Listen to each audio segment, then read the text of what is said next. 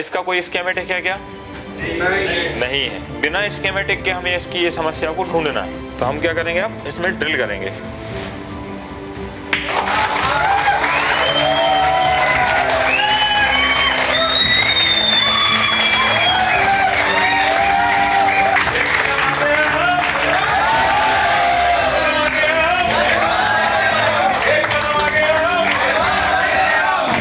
नमस्कार साथियों, मैं दिलीप रामवानी एडवांस टेक के इस मंच से आपका सभी का स्वागत करता हूं और बताते हुए बेहद खुशी हो रही है कि अगला बैच हमारा नेपाल में, जी हां दोस्तों, 1 अगस्त से हम लोग नेपाल में बैच करने जा रहे हैं, जिसकी बुकिंग ऑलमोस्ट फुल हो चुकी है। और अगर कोई जानकारी लेना चाहता है तो नीचे वाले नंबरों पे आप कॉल करके संपर्क कर सकते हैं। और दूसरा, जो एक मार्केट में confusion by the way create हुआ हो, तो उन लोगों को भी मैं बताना चाहता हूं कि जो नेपाल का जो बैच है वो हमारा 1 तारीख से 10 तारीख तक दीपक सर लेने वाले हैं, और 20 अगस्त से जो है वो हमारा भोपाल के अंदर बैच होना, यानी कि इंडिया का बैच जो है वो 20 अगस्त से स्टार्ट होगा और 1 अगस्त से हमारा जो है नेपाल का बैच स्टार्ट होगा। तो कहीं पे भी ये पैनिक ना फैलाएं कि भाई सर अब वहां पढ़ाएंगे तो यहाँ कौन पढ़ाएगा। यहाँ पे भी सर पढ़ाएंगे, वहां पे भी सर पढ़ाएंगे, और इस तरीके से ये बैच जो है वो दोनों कंप्लीटली ऑपरेट किए जाएंगे। तो दोस्तों, जैसा आपको बताया कि एडवांस टेक जाना जाता है एक यूनिक वीडियोस के लिए। जी हाँ दोस्तों, हम बहुत ज़्यादा फ्रिक्वेंटली वीडियो नहीं डाल पाते हैं। कारण उसका ये है क्योंकि जब हमें लगता है कि ये एक ऐसा फॉल्ट है जिसको हमें दिखाना चाहिए, तो आज जो हम फॉल्ट लेकर के आए हैं वो भी एक यूनिक है और मतलब काफ़ी चैलेंजिंग वीडियो भी है आज का रहने वाला है। फॉल्ट भी जो है बिल्कुल यूनिक फॉल्ट है, शायद आप लोगों ने तो कभी फेस नहीं भी किया हो, लेकिन अगर फ्यूचर में कभी करेंगे तो ये वीडियो आपको बहुत मदद करने वाला है। इस जोनर के जितने भी फ़ोन हैं वो आपके सब इस वीडियो को देखने से आप क्लियर कर सकते हैं, बशर्ते कि आप इस वीडियो को स्किप ना करें। जी हाँ दोस्तों, अगर स्किप करके देखेंगे, जैसा आप जानते हैं कि दीपक सर हर एक चीज़ को बहुत बारीकी से एक्सप्लेन करते हैं, तो स्किप के अंदर कोई एक्सप्लेन वाली जो चीज़ रही वो आपने स्किप कर दी तो आप चूक जाएंगे। तो इस वीडियो को विदाउट स्किप किया आप कंटिन्यूअस देखें। वीडियो लेंथी हो सकता है मगर फुल नॉलेजेबल रहने वाला है। तो जी हाँ दोस्तों, मैं आपको बता देता हूं, आज हमारे पास में एक स्टूडेंट की तरफ से ही सेट आया हुआ रनिंग बैच का, जो अभी हमारा बैच चल रहा है जुलाई वाला, उसके अंदर एक स्टूडेंट है जिन्होंने एक सेट अभी सर की टेबल पे दिया है कि सर इसमें फॉल्ट है, और काफ़ी उन्होंने भी काम किया और शायद मार्केट में भी काम होकर के आया है, लेकिन फॉल्ट क्लियर नहीं हुआ है। और रियलमी का C11 फॉल्ट है इसके अंदर, एक अजीब चार्ज होता भी है और नहीं भी होता है। इन शॉर्ट, जब वो सेट स्विच ऑफ कंडीशन होती है तब वो चार्ज होता है, और जब ऑन होता है तब वो चार्जिंग लेना बंद कर देता है, या जैसे ही स्लीप मोड में चला जाता है तो चार्जिंग लेना बंद कर देता है। चार्जिंग भी लेता है तो बहुत लो एम्पियर्स के साथ में, मतलब 0.6 एम्पियर ही लेता है, का मतलब कहीं ना कहीं उसके अंदर स्लो चार्जिंग का भी इशू डेफिनेटली होने ही वाला है। तो आज उसको स्टेप बाय स्टेप चेक करेंगे और देखेंगे कि कहां से क्या फॉल्ट मिलता है। और आप लोग जो काम करते हैं, जो टेक्नीशियन भाई हैं, वो बहुत अच्छे से इसको समझ पाएंगे, और जिन लोगों को स्कीमेटिक लेवल पे जाकर के चीजें नहीं समझ पा रहे हैं तो वो लोग तुरंत आज ही ज्वाइन करें, हमें नीचे दिए हुए नंबरों पर कॉल करें और इस तरीके की एडवांस ट्रेनिंग लेने के लिए तुरंत ज्वाइन करें एडवांस टेक को। धन्यवाद दोस्तों। कैमरा में आप चाहूंगा कि सर की तरफ घुमाया जाए और सर इस फॉल्ट को क्लियर करेंगे। Thank you.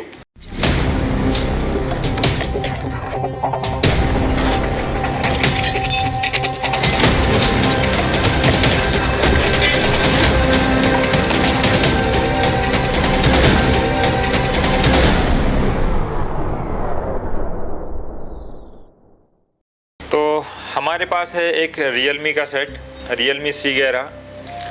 जैसा कि आपका बताना है इसमें कि सेट को जब हम चार्ज पर लगाते हैं तो ये चार्जिंग बंद में शो करता है और चालू में शो नहीं करता है। तो हम भी देख लेते हैं कि ऐसा क्यों हो रहा है और क्या वाकई में यही हो रहा है जो आपने बताया है। तो अब हम इसको चार्ज पर लगा के देखते हैं क्या परेशानी है। चार्ज पर लगाया, 1.6 एम्पियर लिया, यहाँ पर चार्जिंग का लोगो आया, 0.6 एम्पियर हो गया, 0.5 हो गया, 0.4, 0.2, 0.1, 0.6, 5, 4, 2, 1 रिवर्स काउंटिंग हुई और यहाँ 48% दिखा रहा है अभी भी। जैसे ही स्लीप में गया चार्जर पर 0 हो गया, मतलब ये केवल ग्राफिक्स दिखाने का करंट ले रहा है। फिर से मैं एक बार इसको स्लीप से बाहर लाता हूँ, फिर इसने 0.1 एम्पियर लिया और यहाँ पर आपका लोगो दिखाई दे रहा है। तो मतलब ये है कि ये चार्जिंग कुछ भी नहीं कर रहा है, जो भी कर रहा है वो क्या कर रहा है, केवल ग्राफिक्स दिखाने का करंट कंज्यूम कर रहा है। अब हम देखते हैं इनका कहना है, तो इनका कहना है कि ये चालू सेट में शो नहीं करता है, तो वो भी देख लेते हैं। ऑन करते हैं सेट को, 48% है तो ऑन भी होगा। ये हो गया ऑन। अब इसे कंप्लीट ऑन हो जाने देते हैं, फिर देखते हैं कि चार्जिंग दिखाता है कि नहीं।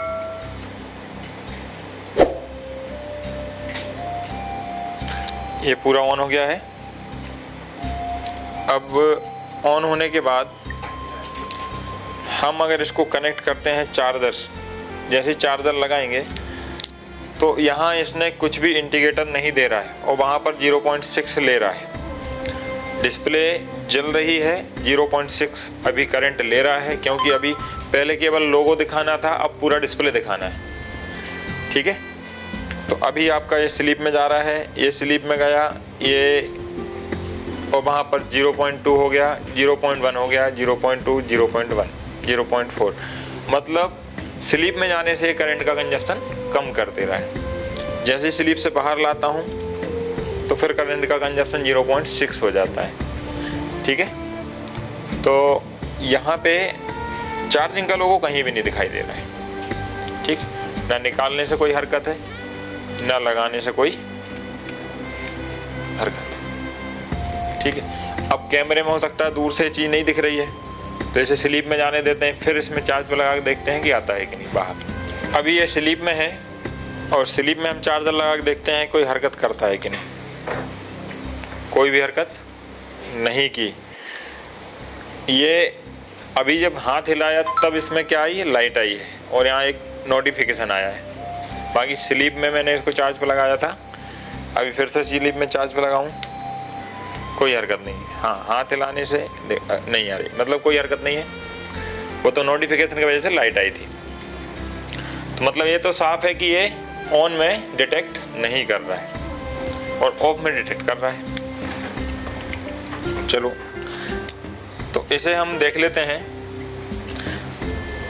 अब ये है आपका Realme का C11। इसका कोई स्कीमेटिक है क्या? नहीं है, इसका स्कीमेटिक नहीं है। ठीक है, तो बिना स्कीमेटिक के हमें इसकी ये समस्या को ढूंढना है। ठीक है, और ये समस्या है किससे संबंधित? चार्जिंग से। तो हमें चार्जिंग से संबंधित समस्या को चार्जिंग सेक्शन में देखना है कि लाइट ग्राफिक्स में जाके देखना है? चार्जिंग में ही देखेंगे ना, तो हमें एक ही सेक्शन देखना है, वो है चार्जिंग सेक्शन। तो चार्जिंग सेक्शन के अंदर चार्ज कौन करता है? Charging IC. और इसके अंदर चार्जिंग आईसी कौन सी, हम वो देख लेते हैं। ठीक है, तो यहाँ पर आप देखेंगे एक आपकी ये पावर आईसी लगी हुई है, पावर आईसी MT6357 CRV, तो ये तो पावर है। अब हम देख लेते हैं इसमें चार्जिंग आईसी कौन सी है, चार्जिंग या DC जो भी है। तो यहाँ पर हम देख लें, एक तो आपकी पावर आईसी लगी है MT6357 CRV, और अब हम देखते हैं DC कौन सी है इसके अंदर। तो DC या चार्जिंग आईसी आपकी है BQ। आप यहाँ देख सकते हैं BQ लगी हुई है, जो कि 24 लेग की होती है, 24 पिन की आईसी। तो ये हमारी क्या है, चार्जिंग आईसी। तो यहाँ पर अगर काम की बात करें कि काम क्या क्या हो चुका है इसमें, तो BQ पर भी आपको काम किया हुआ दिख रहा है, CPU पर भी काम किया हुआ दिख रहा है, और पावर पे भी काम किया हुआ दिख रहा है। मतलब आईसी बदलना या रिवॉल्व करना तो हो चुका है इसमें। बचता क्या है, ट्रेसिंग, कि कहीं ना कहीं फॉल्ट है इसमें जिसके वजह से प्रॉब्लम आ रही है। आईसी बदलने से या रिवॉल्व करने से तो ये नहीं होने वाला। ठीक है, तो ऑलरेडी ये काम इसमें हो चुका है। तो इसमें प्रॉब्लम कहाँ से है, चार्जिंग सेक्शन से। तो आईसी जो हमारी लगी है वो किसकी है, जो हम अभी डिस्प्ले पे दिखा रहे हैं, कौन सी आईसी है? BQ, चार्जिंग के लिए है। तो पहले हम इसी को चेक करने वाले हैं कि फॉल्ट यहाँ से है, ठीक है, या नहीं है। अगर यहाँ से कोई हमको फॉल्ट नहीं मिला तो फिर आगे चलेंगे। ठीक, अब बात आती है फ्यूल गेज की। ये है चार्जिंग आईसी, इसके बाद आती है फ्यूल गेज की। तो फ्यूल गेज क्या करता है, चार्जिंग का शो कराना। ठीक है, तो चार्जिंग तो शो हो ही रहा है, करंट को चेक करना। तो करंट तो चेक हो ही रहा है ना। कितने परसेंट है बैटरी आपकी? तो मतलब फ्यूज गेज की तो प्रॉब्लम नहीं है इसमें। जो भी प्रॉब्लम है कहाँ है? चार्जिंग आईसी से। और चार्जिंग आईसी बदली जा चुकी है, मतलब जो भी प्रॉब्लम है अब चार्जिंग आईसी में नहीं है, अब प्रॉब्लम है उसके सर्किट में। तो अब हमें क्या देखना है? सर्किट चेक करनी।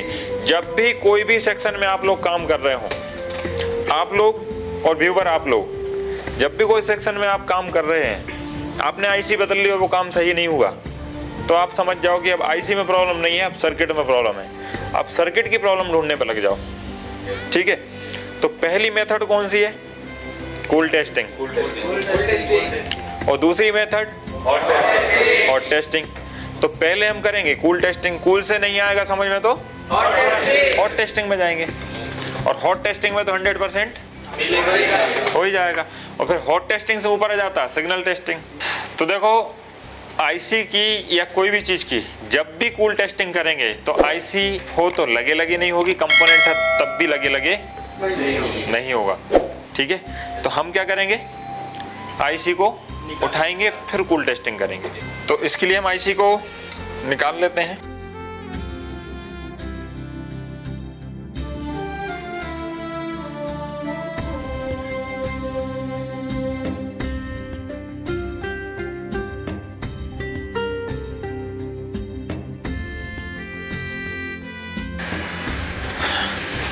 अब इसकी हम जीआर लेंगे। तो जीआर का मतलब होता है कि भाई दूसरे सेट से मैच करना कूल टेस्टिंग में, लेकिन हमारे पास दूसरा सेट तो है नहीं। तो हम क्या करेंगे? हमें BQ की जीआर चाहिए। तो BQ की जीआर हम किससे ले लेंगे? कोई भी ऐसा सेट जिसमें BQ लगी हो और जो MTK का हो, क्योंकि ये भी MTK है। तो हमारे पास ऐसे MTK के बहुत सारे सेट हैं जिनमें AIC लगी हुई है। तो हम 9A का ही ले लेते हैं, कोई बात नहीं। तो मतलब सर आप ये कहना चाहते हैं कि स्कीमेटिक के थ्रू आप इसका जजमेंट लेने वाले हैं, मतलब उसके लिए आपको कोई प्रॉपर जीआर बनी हुई हो ऐसा कोई जरूरी नहीं है आपको, आप स्कीमेटिक के थ्रू। तो स्टूडेंट आपको भी जजमेंट लग जाएगा अब? स्कीमेटिक के थ्रू जीआर पता लगा लेंगे जीआर आ रहा है वो सही है या नहीं। आपको सिखाया जा रहा है यहाँ पे ये चीजें। अब यहाँ बात आती है कि हम मॉक्सी की बात करते हैं और बोर्नियो पर हम वीडियो बना रहे हैं या बोर्नियो दिखा रहे हैं हम, तो उसका एक कारण है, मॉक्सी केवल फोन पे चलता है, मॉक्सी लैपटॉप पर नहीं चलता है, पीसी पर नहीं चलता है, वो केवल एंड्रॉयड बेस्ड है, इसलिए हम उसे लैपटॉप पे नहीं ला सकते। इससे पहले हमने एक वीडियो बनाया था जिस पे लैपटॉप पे लाए थे, लेकिन वो हम कैसे लाए थे? मिररिंग करके, मिररिंग की थी हमने, तो उससे लेके आए थे। तो वो मिररिंग करने में चलाना मोबाइल में ही पड़ता है, तो वो उसकी स्क्रीन वहाँ पर शेयर हो जाती है।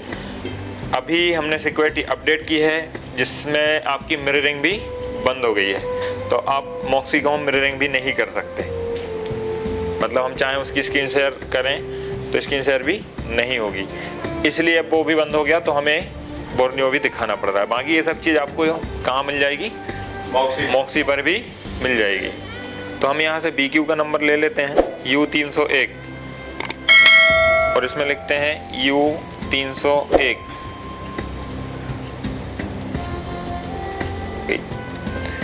तो हमें इसमें क्या करना है? सारी की सारी पिन की जीआर चेक। जीआर मतलब कूल टेस्टिंग। और कूल टेस्टिंग कैसे होती है?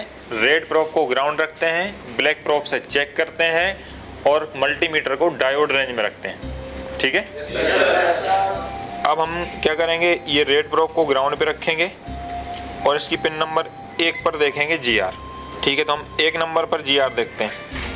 1 नंबर पर रीडिंग है ये कौन सी है आपकी? VAC की। फिर अगली लाइन पर देखते हैं ये किसके लिए है? PACL के लिए। फिर देखते हैं अगली क्या है? PG। फिर अगली पर क्या है? स्टेट। अब स्टेट जो है यहाँ पर OL दिखा रहा है, ठीक, स्टेटस OL दिखा रहा है। तो OL क्यों दिखा रहा है वो देखते हैं। कहाँ से आई ये लाइन? Charge status.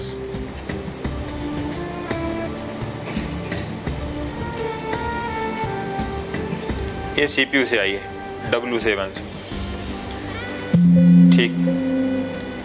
इसके बाद हमें एक ऑयल दिखी, आगे चलते हैं।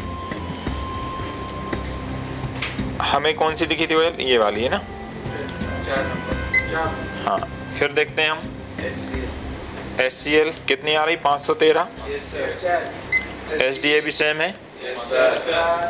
अगली लाइन 2.2542, ये बहुत ज़्यादा है, बहुत ज़्यादा है। एक बार इसको नोट करके रखना है ना कि हमें पिन नंबर 7 पर रीडिंग थोड़ी ज़्यादा मिली। फिर आगे बढ़ते हैं। ये आपकी क्या है? उसमें NC है क्योंकि वो 9A है, और ये आपका यहाँ पर Realme C11 है। तो ये NC है नहीं है? देखो NC होता तो OL आता। NC पिन को 9A ने यूज नहीं किया, लेकिन इसने यूज किया है, मतलब रीडिंग तो आ रही है। ठीक है, फिर उसके बाद आगे बढ़ते हैं। इस पर आपकी CE, इस पर भी आपकी कितनी? 2.183, ये भी ज़्यादा है। इसको भी हम क्या करेंगे? नोट करके रखेंगे। फिर आगे बढ़ते हैं। इस पर OL है, ये कितने नंबर है? 10। तो 10 नंबर यहाँ पर क्या है? NC है। ठीक है, इसने मतलब इसने भी यूज नहीं किया और 9A ने भी यूज नहीं किया। 11 नंबर पर OL आ रहा है। अब 11 नंबर पर OL क्यों आ रहा है? क्योंकि 11 नंबर पर तो एक सर्किट बनी होती है। 11 नंबर पर एक सर्किट होती है, देखो। तो 10 किलो ओम का रजिस्टर यहाँ और 10 का यहाँ, तो 10 का ग्राउंड है और 10 का आगे जा रहा है। वो कहाँ जा रहा है? देखो, इसको क्लिक करके नेक्स्ट करते हैं, तो इसी की पिन नंबर 22 पे तो IC निकली हुई है, तो OL तो आना ही है क्योंकि उससे उसी पे जा रहा है। फिर भी एक बार मैं आपको चेक कराता हूँ। 11 नंबर तो ये आ रहा है। अब यहाँ से एक ग्राउंड होगी, ये ग्राउंड है, और दूसरी इसी की पिन नंबर 22 पे जाएगी।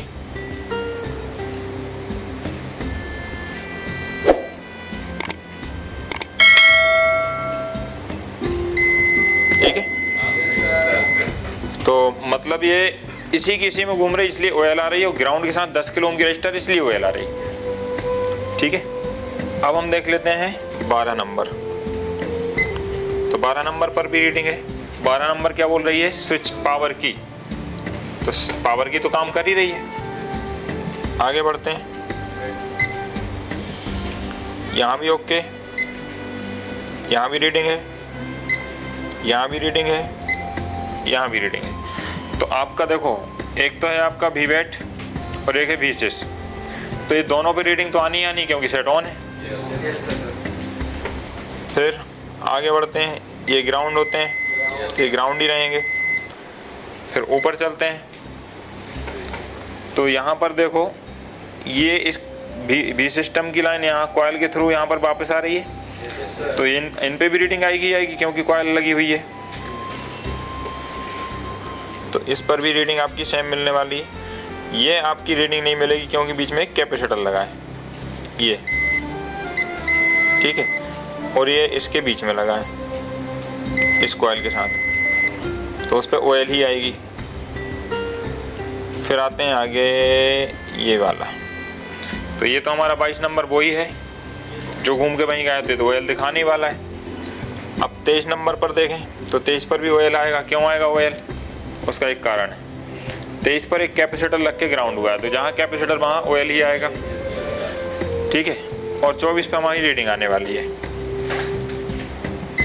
ठीक, तो मतलब ये है कि हमारी रीडिंग में हमने सब में घूम के देखा, हमको एक OL दिखा जो इसने यूज किया है, इसमें OL था, और एक दो हमने हाई वैल्यू देखी।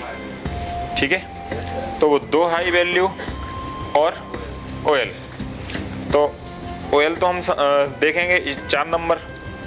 7 नंबर जो है हाई वैल्यू आ रही है, तो यहाँ पर देखो एक 10 किलो ओम की रजिस्टर है, तो एक बार ये रजिस्टर ओपन करके देखना है, निकाल के देखना है कि ये वैल्यू कहाँ से आ रही है।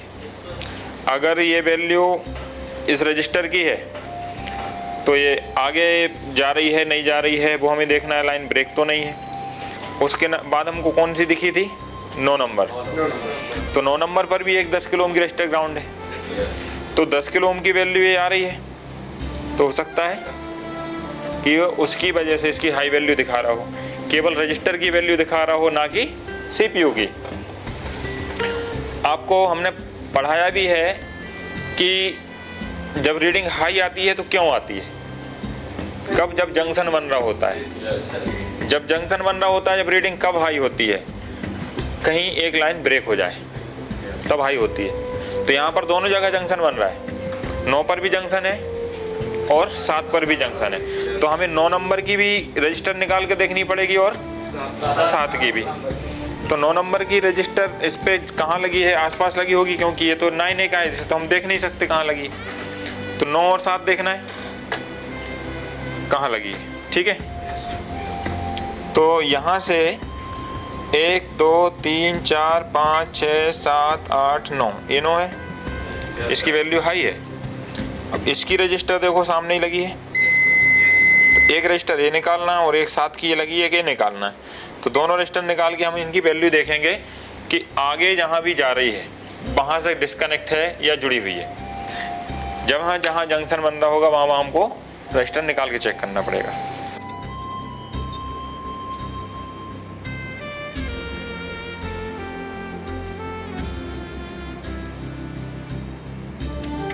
अब यहाँ पर हमने दोनों रजिस्टर निकाल दिए हैं और आप यहाँ देखो तो 9 नंबर भी ग्राउंड से कनेक्टेड है, ये रजिस्टर 10 किलो ओम की, और 7 नंबर पर आपके वोल्टेज की लाइन से, ठीक है। तो जो 7 नंबर की है वो दोनों तरफ रीडिंग देगी, क्योंकि एक तरफ वोल्टेज की लाइन है और एक तरफ सीपीयू की लाइन है, ये सीपीयू पे जाती है, और यहाँ पर एक तरफ सीपीयू पे जाती है और एक तरफ ग्राउंड है। तो हमें 9 नंबर तो एक ही तरफ से चेक हो जाएगी, क्योंकि एक तरफ तो ग्राउंड होगा। ये 9 नंबर है, तो 9 नंबर की एक पिन तो ग्राउंड है, दूसरी पर जीआर आनी चाहिए, तो जीआर नहीं आ रही, इस पे भी देखो ओएल है। और इसके बाद 7 नंबर पे देखो तो एक तरफ, दोनों तरफ रीडिंग आनी चाहिए, तो एक तरफ तो है, दूसरी तरफ रीडिंग, ये भी ओएल है, ठीक। तो 10 किलो ओम की रेजिस्टेंस और ये रीडिंग दोनों प्लस होकर दिख रही थी, हम इसलिए ज़्यादा दिख रही थी। तो हमें दो पिन ओएल दिख रही हैं, और एक हमें ये वाली भी 4 नंबर भी ओएल दिखी, ठीक। तो यहाँ पे 4 नंबर हम अभी भी नहीं कहेंगे कि ये ओएल क्यों आ रही है, क्योंकि हो सकता है इसने यूज नहीं की हो उसको, इस फोन ने, लेकिन ये 2 पिन तो यूज हुई है ना, इसमें तो रजिस्टर भी लगा था। हम क्या करेंगे, एक बार इसका बिटमैप और चेक कर लेते हैं, बिटमैप तो है C11 का, उससे देख लेते हैं कि 4 नंबर भी जा रही है कि नहीं कहीं। ये 2 तो क्लियर हो चुके हैं, ये भी वेरीफाई कर लेंगे और वो भी वेरीफाई कर लेंगे। यहाँ पे बिटमैप खुल गया है, इसमें हम देख लेते हैं पिन नंबर 4 की स्थिति। देखो पिन नंबर 4 तो यूज नहीं हुआ है, तो हमें पिन नंबर 4 पे मेहनत नहीं करनी। लेकिन यहाँ देखो तो पिन नंबर 7 भी यूज है ना, 7 8 9 और 9 भी यूज है, ठीक। अब 9 भी यूज नहीं किया इन्होंने, क्योंकि ये यहाँ पर केवल रजिस्टर पे छोड़ ग्राउंड कर दिया है, आगे नहीं गया है, इसलिए ओएल दिखा रहा है।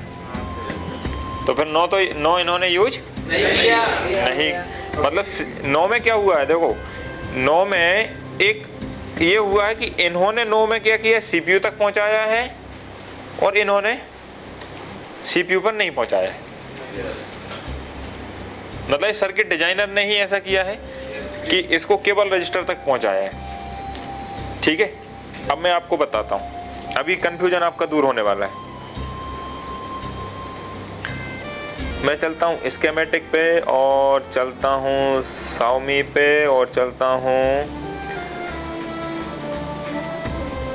5A में लगी BQ लगी ना, उसकी पिन नंबर 9 देखते हैं, क्योंकि अभी हमने देखी 9A की, फिर देखी C11 की, अब एक बार क्रॉस वेरीफाई कर लेंगे 5A के साथ।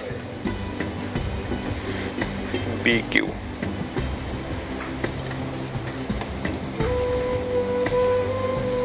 ये BQ देखो, BQ 25601 यहाँ पर बात करें 4 तो इन्होंने भी छोड़ के रखी है, इन्होंने भी छोड़ के रखी है। उसके बाद बात करें हम पिन नंबर 9 की, तो देखो एक रजिस्टर केवल ग्राउंड है और वही किसने किया, C11 ने किया है। 9 ने ऐसा नहीं किया, 9 ने 6 से CPU पहुंचा दिया, कोई दिक्कत नहीं, वो उनकी सर्किट उनकी तरह डिजाइन की। लेकिन क्रॉस वेरीफाई किया तो 5A ने भी एक रजिस्टर ग्राउंड किया है, CPU पर नहीं भेजा है। अब तो क्लियर है, ठीक है ना। यहाँ कंफ्यूजन होता है कि वो पहुंचा रहा है, ये क्यों नहीं पहुंचा रहा है, तो ऐसा भी होता है। अब वो क्यों नहीं पहुंचा रहा है और उसने क्यों पहुंचाई है, इसके पीछे रीजन है, वो मैं आपको जब पढ़ाऊंगा तब बता दूंगा कि 9 ने यूज किस पर्पज से की है और इसने क्यों नहीं की। इसका भी कारण है, वो कारण आपको बता देंगे, ठीक। तो यहाँ एक बात क्लियर होती है कि हमें सिर्फ और सिर्फ किस पे देखना है अब, क्योंकि 7 CPU तक गई है तो वो तो OL नहीं दिखानी थी। ये देखो, ये तो ये तो OL नहीं आनी थी, ठीक, और ये OL आ रही है। तो हम क्या करेंगे, अब इसमें CPU पहले ही रिवॉल्व हो चुका है, आप देख ही रहे हैं, पेस्टेड है और वहां पर सब काम हो चुका है। मतलब इसमें कनेक्टिविटी CPU से नहीं आ रही है, क्योंकि CPU तो रिवॉल्व हो चुका है ना। तो हम क्या कर सकते हैं, अब हम कर सकते हैं कि CPU नीचे से कनेक्टिविटी छोड़ रहा है, कोई बात नहीं, हम ऊपर से ड्रिल करके लेके आ जाएंगे, है ना। तो हम क्या करेंगे, अब इसमें ड्रिल करेंगे और ड्रिल करके हम यहाँ पर जंपर लाएंगे और फिर हम लगाएंगे IC, फिर चेक करते हैं कि क्या होता है, ठीक है।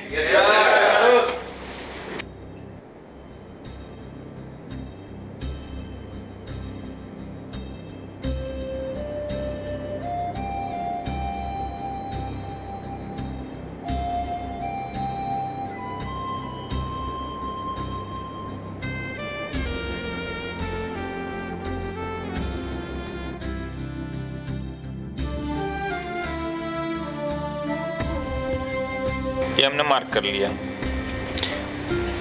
तो मार्क करने में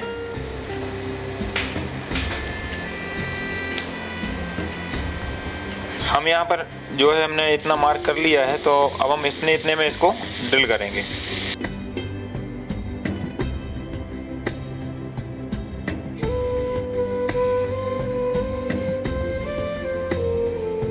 हमको ड्रिल करने में 90% या 80% हमको इससे ड्रिल करना है, बाकी 20% हम ड्रिल से नहीं करेंगे, हम ब्लेड से करेंगे। क्योंकि ड्रिल बाई चांस आपकी कोई ट्रैक को जाके ख़राब कर दी तो वो बेकार हो जाएगा, आप उसे जोड़ नहीं पाएंगे।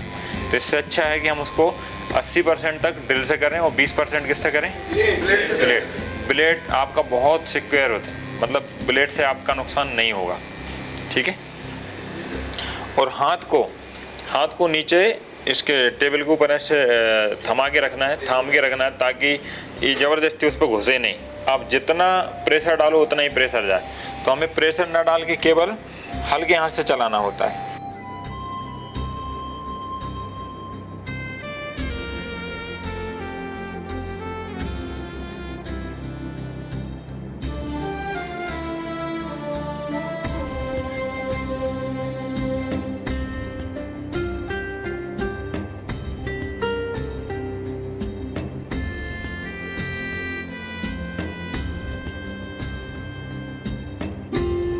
अब हम क्या करेंगे, इसमें ब्लेड से करेंगे।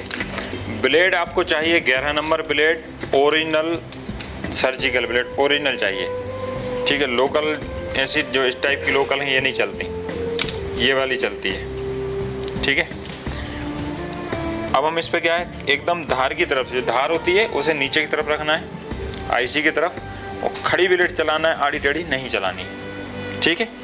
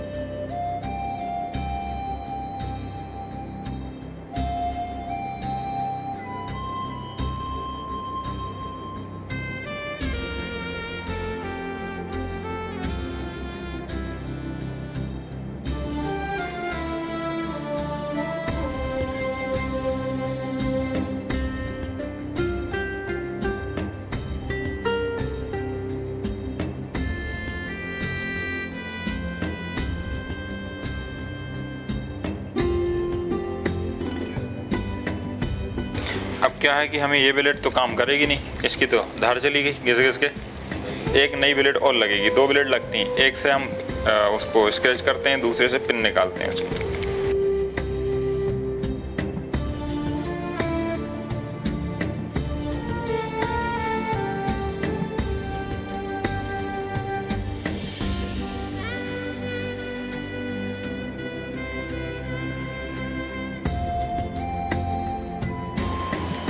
सही है। Yes, sir. Yes, sir.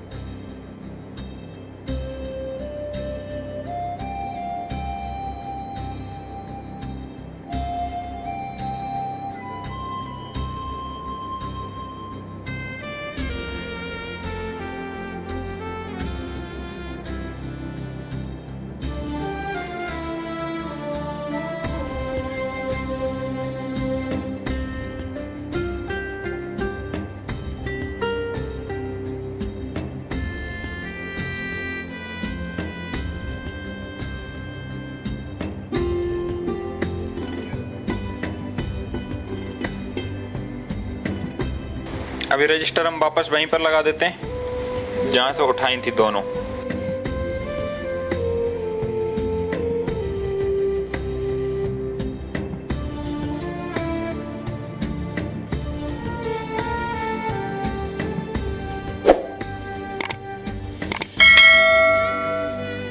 देखो यहाँ आ रही थी 2200 की समथिंग, कम हो गई।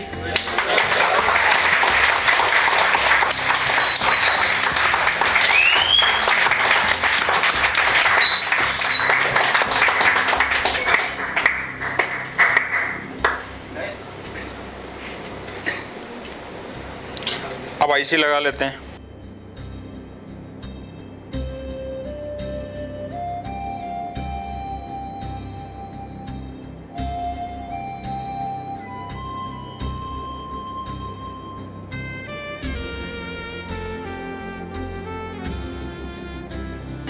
थोड़ा ठंडा होने देते हैं, फिर देखते हैं चालू करके क्या है कंडीशन।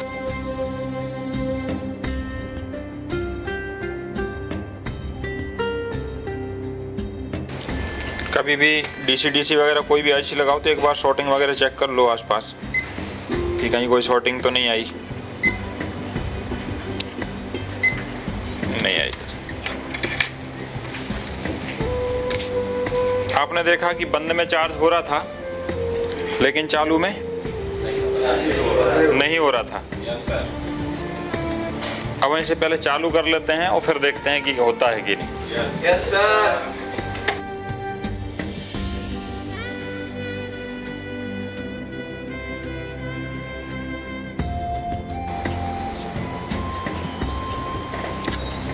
अब यहाँ से तो आपको दिखाई नहीं देगा, स्लीप में जाएगा तब डाल देते हैं इसमें चार्जर। Yes, sir.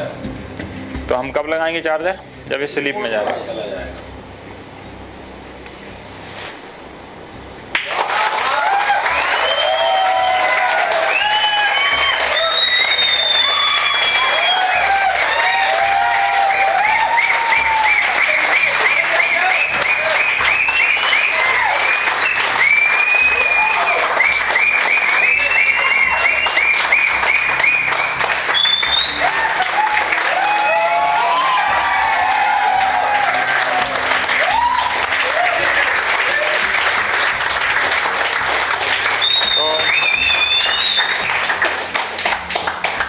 देखो क्या छोटा सा लोगो होता है, छोटा सा लोगो दूर से नहीं दिख सकता, ना कैमरे में दिख सकता ना आपको दिख सकता, लेकिन चार्ज पे लगा के हम जैसे लाइट आएगी तो समझ जाते हैं कि चार्जर लग गया। कनेक्ट हो गया है। ये है ना। तो दोस्तों देखा आपने कि कैसे एक सही नॉलेज, जो स्कीमेटिक का नॉलेज होना चाहिए, उसके आधार पे हमने फॉल्ट को पिन पॉइंट जाकर के पकड़ा। पिन पॉइंट मतलब यहाँ पे कहीं कोई तुक्का, कहीं कोई आईसी को उठाना, रिबोल करना, अननेसेसरी मेहनत करना, ऐसा कुछ किया हमने? तो आपने देखा कि स्कीमेटिक का नॉलेज होना कितना जरूरी है। एक आईसी को उठा के रिवॉल्व करके लगाना, ये ठीक है, एक स्किल बहुत जरूरी होती है वो भी, लेकिन नॉलेज ऑफ स्कीमेटिक यानी कि फॉल्ट फाइंडिंग ट्रेसिंग जिसको आप बोलते हो, वो उसका अभी आपने लाइव एग्जांपल देखा कि अगर आपके पास में नॉलेज है स्कीमेटिक का तो आपका जो प्रोडक्टिविटी है उसको बढ़ा सकते हो। आप भी सब लोग एडवांस लेवल के कोर्स करने के लिए यहाँ पे आए हो तो मोस्ट प्रोबेबली आप सब लोग काम करते होंगे, लेकिन होता क्या है कि समय बहुत ज्यादा लग जाता है क्योंकि आपको पैटर्न पता नहीं है, ट्रेसिंग पता नहीं है। लेकिन जब आप यहाँ से अब जाने के बाद फॉल्ट फाइंडिंग ट्रेसिंग सीख करके आप फॉल्ट को ढूंढेंगे तो आप जो काम आप 4 घंटे 5 घंटे लगा करके किया करते थे वो काम अब आप मिनटों में कर सकते हैं, सेकंडों में भी कर सकते हैं, है ना। कई बार आप फॉल्ट पे बिल्कुल 2 मिनट 3 मिनट के अंदर डिसीजन पे आ जाते हैं कि मेरे को ये करना है और आपने डन कर दिया। तो दोनों चीजों का एक बराबर कॉम्बिनेशन के साथ में आप देखेंगे तो आप एक बेहतर टेक्नीशियन धीरे धीरे डे बाय डे आप ग्रो करते हुए बेहतर टेक्नीशियन बन जाएंगे। कैसा लगा आपको अभी आपके सामने लाइव हुआ तो?